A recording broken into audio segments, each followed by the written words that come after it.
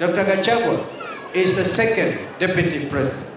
He suffered political thuggery just the other day, trying to promulgate under the constitution his political right to form a political movement, a political party.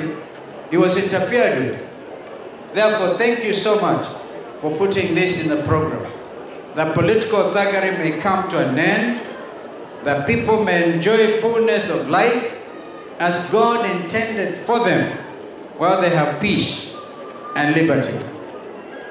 God guide and bless those who administer the law in our land, that honesty and truth may be upheld, and that they may proclaim justice without fear or favor, except the fear of God. To thank Almighty God for giving us a new bishop in Machakos County for our ACK Church. We thank God for that. Bishop, we know it is God's will that you're the bishop here, and we as a government will support you to do God's work. Na tumuombe bishop, na tuombe kanisa, ndio kanisa liweze kusimama. Bila kanisa na kutokumjua Mungu, sisi ni bure kabisa. Lazima tukae ndani ya Kristo, na tukikaa ndani ya Kristo, mambo yetu yote yatakuwa mazuri.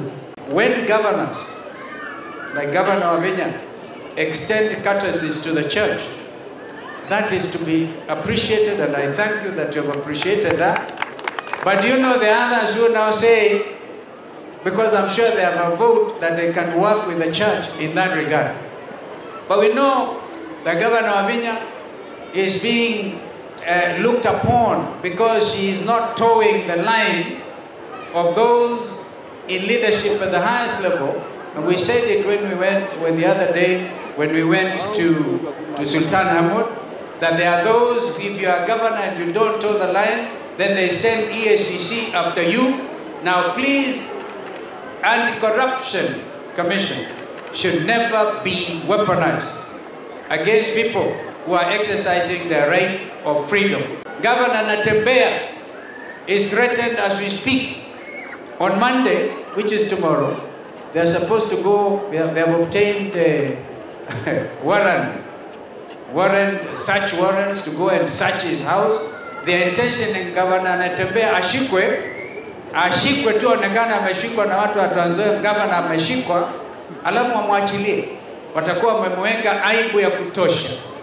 We are saying we're on the lookout, and if they dare arrest Governor Natembeya, I've spoken to my brother Eugene Wamalwa, his party leader, to be on the lookout.